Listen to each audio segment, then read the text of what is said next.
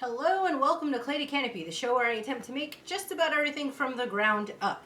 In this video, I'm going to be making some table runners for my Woodland Feast using the style of Crazy Quilting. So come on, let's do this.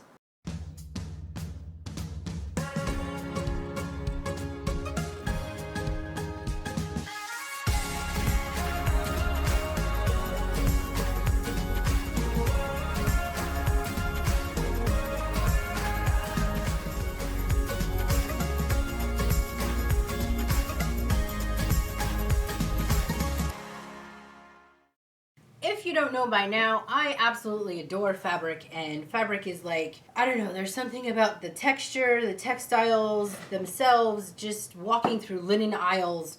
It really is inspiring to me. I am going to be making some table runners for both the center table, the round Christmas tree table, and for the buffet table. I have an idea for the center one. I want to have a circle in the center with strips coming out of it. I don't want to cover up the whole table. It's not a tablecloth. I still want you to be able to see the logs as they sit on top of the table. I'm going to be using the Crazy Quilting style, and Crazy Quilting is one of my favorite ways of doing because it is kind of no fuss, and it is all about using up the scraps of what you have laying around to piece together things and create larger panels. So you can see that there's like no pattern here. You just grab two scraps and stitch them together. Now these are my scrap bins that I have sitting here from other projects. So I'm going to go through these two bins, pull out fabrics, color scheme of the Woodland Feast, and then from there I can start adding in some whole fabrics. I did purchase two jelly rolls that are in the green color scheme. Anyhow, I don't want to mess with these pieces that I have already put together.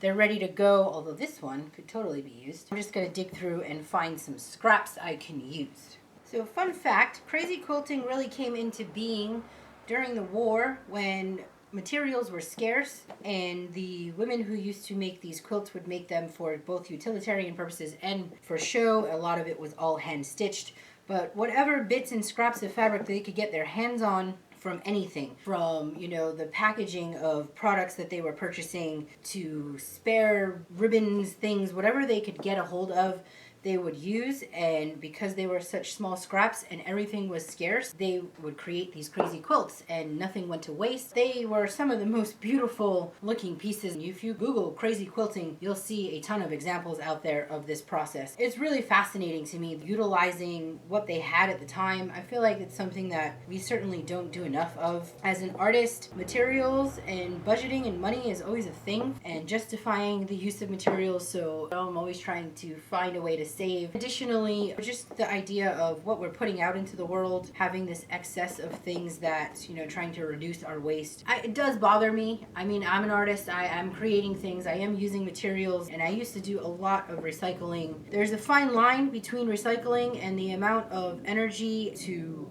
reclaim an object still increases the carbon footprint. It's like a balance between the two. Some things you need fresh, you need new things. I try to being more mindful. I'm sure I could definitely use improvement. Not everything I use is fully green, but I think every little bit helps. Maybe I'm buying the caulking that doesn't come in a plastic container but comes in a cardboard one because it's easier to throw away. Little things. So I went inside to return those bins and I came across 3 more bins of scraps, and y'all, I think I have a problem. I probably should attend a meeting.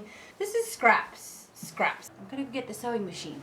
Alright y'all, welcome to the first meeting of Fabric Anonymous. My name is Diana and I have a problem. This is my giant pile of scraps. Aside from having the ability to use up your scraps, this is also a great time to use up bobbin thread. You might have some spare bits on the bobbin that you weren't going to use, so I save them for occasions like this and I just run them out. I also have these 2 rolls. There used to be this place downtown LA at the Fashion District. They used to have bins and bins of these rolls of thread that were like leftover from the factory, or they, you know, the factory switched them out and they're like remnant ends, and they're like 4 for $1. I probably should have one of those stands that help me roll it to get me by. I usually spin them onto a bobbin, put the bobbin on here. You can't beat 25 cents for different thread. I have a brown bobbin. I'm going to use this up just to get rid of it, and then I will switch to just using my greens. And the orange, maybe I should just use these. I used these for the last quilt. The orange.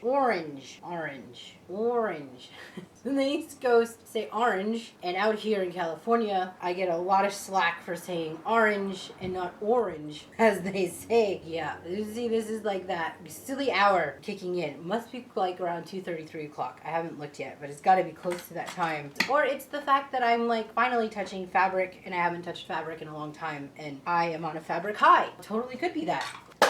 Get the beast plugged in. I should have named her, huh? She is a Viking. Seriously is a Viking, but I should have named her. Can't believe I never named you. All right, comment below on what I should name my Viking sewing machine. Ah! Hello, Bobbin. Where did you go? Here she comes. I'm waiting. The fabric is out. And I probably should go get the fresh pair of fabric scissors and some pins. That would be great. All right, but let me just explain this process really quickly. It's a pretty simple process. All you're doing is taking some scraps, piecing them together as best you can. I don't really pay attention to too much design, except for like having this large color field. So like I don't want big blocks of things if the pieces are kind of medium. So in a case like this, I probably would maybe run this piece on a diagonal just to cut up and break up the amount that I have going on of that green. And then I can cut this off and save the salvage for another section. I think though this is all wrinkly, I should bust out the ironing board and iron so that I can iron down some of the flat pieces. Fully ready to roll. I'm going to press these.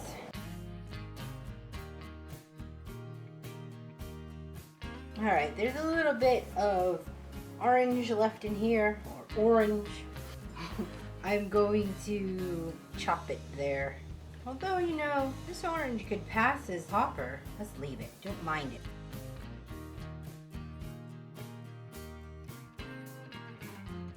And I'm just running a straight stitch. My straight stitch, though, is a double threaded stitch, so it puts in double line, not a runner stitch. I guess it could be a runner stitch. I don't know the terminology. I am self-taught. Whatever the heck you call it. It's a stitch.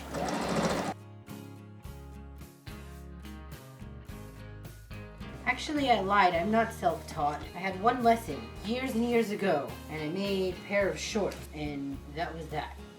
Once I add a new piece, I usually come in, and now at this point, whatever bits, these little tiny bits I throw out, this is too small. Then I just cut off along my seam line. I'll repress this. Now I can throw that into the pile and add a new piece. So if I want to do something like this and I want to keep building my piece larger, I sometimes will just take another piece. You know, I'll stitch this to this and then maybe fill it in so I can piece these together and then flip that over. So let me do that first.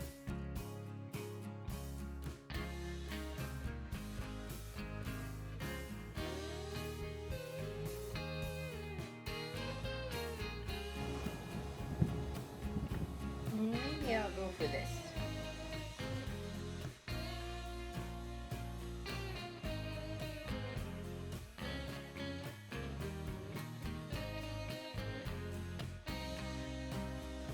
Alright, so this is a pretty straightforward process. I'm going to continue matching pieces until I build up enough of a fabric piece that I can cut my design out of, and then I will edge it and back the whole thing.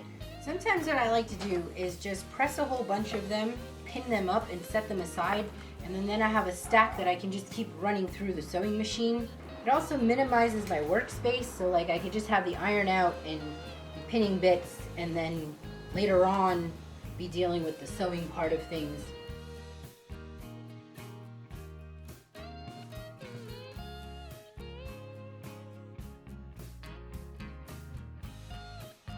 This is one of those projects that are getting worked on in between things when I have time to take a task along with me. I actually brought all of the fabric with me to campus yesterday, and in between my teaching, I was ironing fabric and pinning up pieces. So I have done one full stack. I have stitched up two pieces together.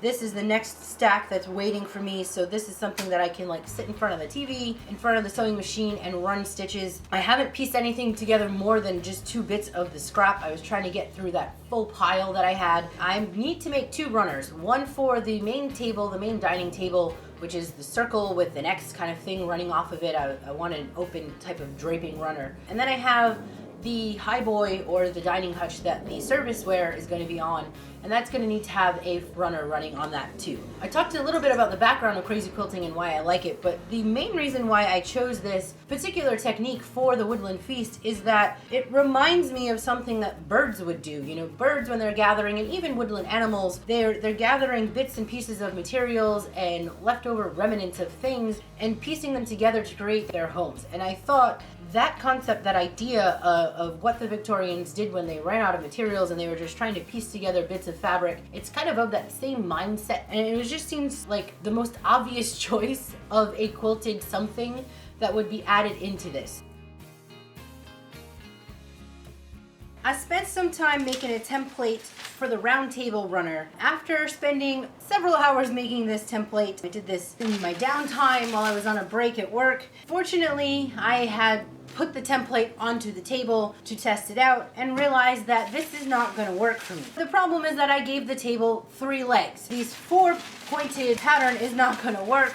I really need a flux capacitor. If you are watching this and you are of the younger generation, that is a total reference to Back to the Future. I'm going to be making a Y-shaped or a flux capacitor shape, so I only need 3 of these little leaflet branches instead of 4, but the center pattern is still going to work out, and I have gone ahead, made up a good chunk of the center that I'm happy with, that I gauged against the circle. These longer pieces on the sides, since they're just these accent pieces, I've decided to not make the whole entire strips Crazy Quilt style. I'm going to make those stripes, and this way I can really bring back the striping that I have. There's a beautiful butterfly behind the camera. Oh my gosh. All right, anyway, squirrel.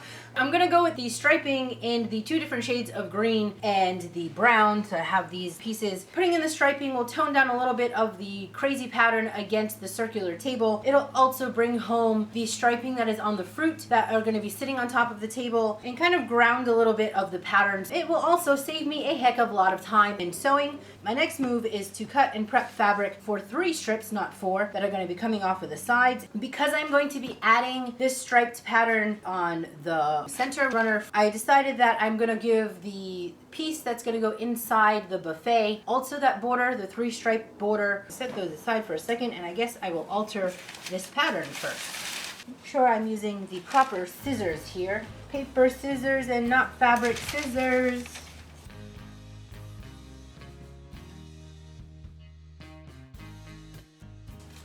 How do I want to go about doing this part? I think I'm going to iron this.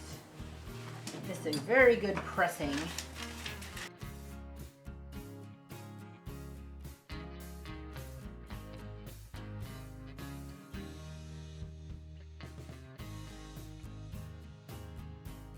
Just wanted to make sure I trace that circle before I go ahead and tape up this pattern. So I'm kind of debating if I should just drape this thing over the table and guess at where 1/3 and 1/3 is, because the table's not exactly perfectly round because of the way that the logs went on, and I'm okay with that. You know what, I'm just gonna eyeball this, put a small piece of tape, and then adjust it on the table if I need to.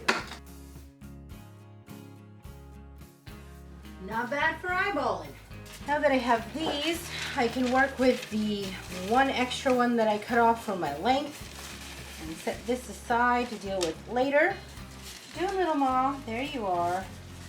Hi baby girl.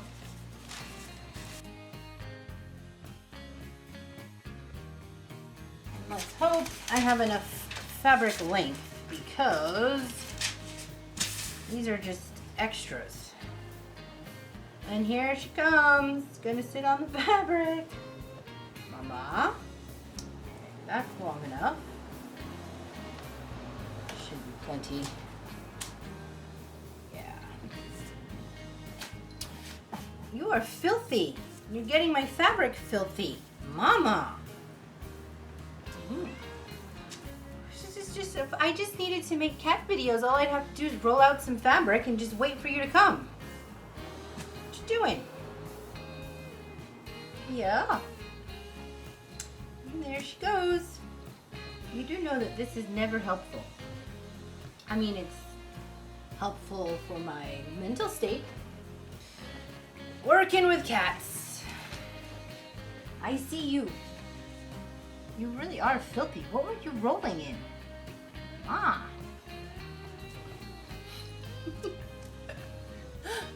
I gotta go back to work.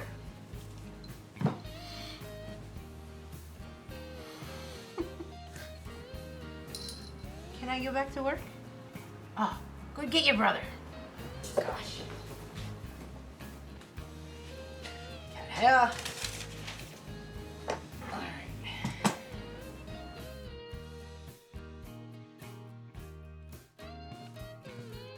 Get your foot off with this one. Thank you. I know. What?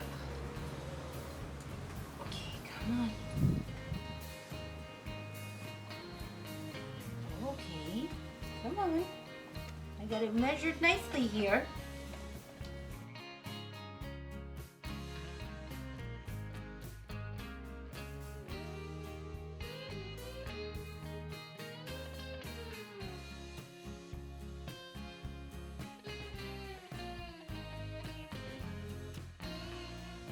I went ahead and did the top stitching, and I like to use either the blanket stitch or this other stitch that I'm not really sure what it's called, but it looks a little bit like a leafing stitch on an embroidery machine. I alternate between using those two when it comes to crazy quilting because it's one of the least perfect stitches in the sense that it kind of looks hand done. All I did was put a piece of hunter green fabric on the back of the circle, and I went ahead and top stitched. And then I have some of this bias tape or twill, I don't know whatever it's usually referred to. Bias tape, I think, is not finished. This stuff, because it's like one solid thing, it's called twill, I believe. Anyhow, I got this down in the fashion district downtown LA, and I used to be able to get to large rolls of random colored things that the factories don't use anymore and get it for pretty cheap. So I think I got this like whole roll, and I've gone through quite a bit of it for like around $5 maybe. I've used that for my edging to go around this, and I just kind of lapped it over. You can see what I started doing here on this one. And I will go ahead and fold this over, add a second stitch to finish it off. The one thing that was happening, not only with these lines, also with this piece, and this I'm sure happens a ton with quilting, especially if you are doing little quilting projects at home and you don't want to invest in a large quilting machine. I end up having this issue where I get a lot of wrinkly things happening, and I've ironed the piece flat, but when I go to layer it up and I go to do the top quilting, it ends up creating these wrinkles, especially since I like to play with different textures. And when you have different textural fabrics, you have different stretchiness happening. There's too much movement for my liking. Better way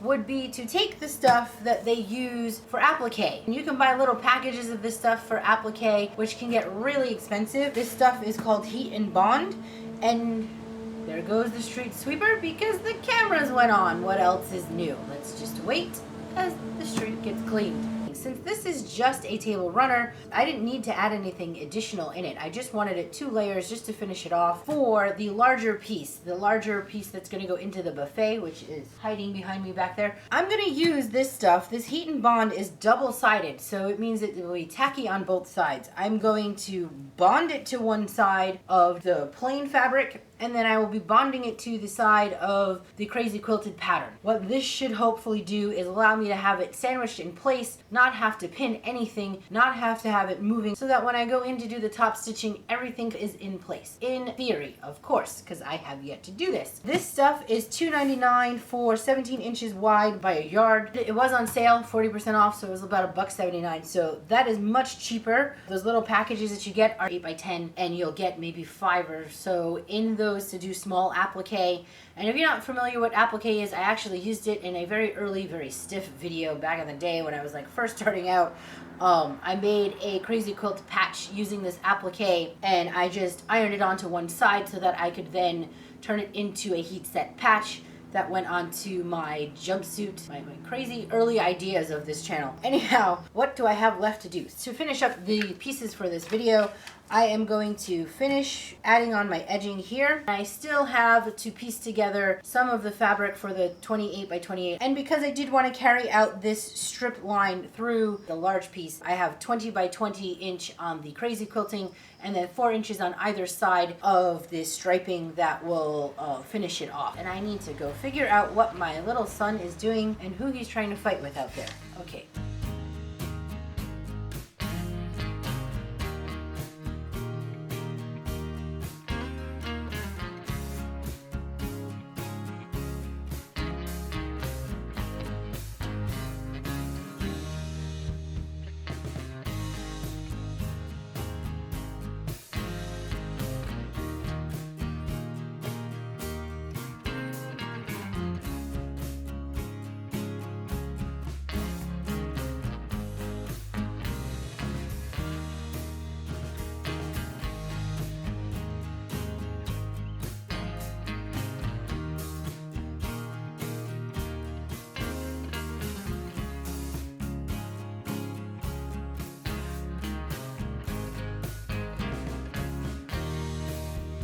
I got this trimmed down to where I like it. So I'm gonna go ahead and add this shore bond that I have cut up for it. I'm worried that if I take a lint roller to this to pick up the other little bits, it's gonna actually fray more edges than I want. So I am not gonna do that, even though I probably should do that, but I'm not gonna.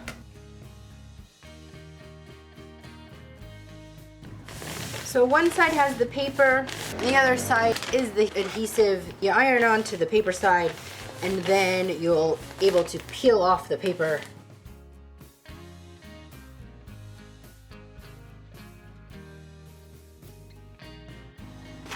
All right, of course, I did not freaking put in the border first, which I should have done, but I knew I didn't have enough heat bond cut. I miscut it. So what I'm gonna do is trim back some of the protective paper so that I have some room to seam in the border, and then I will just add some more heat bond to the edges. It makes sense in my head. At least I think it does. I mean, who knows?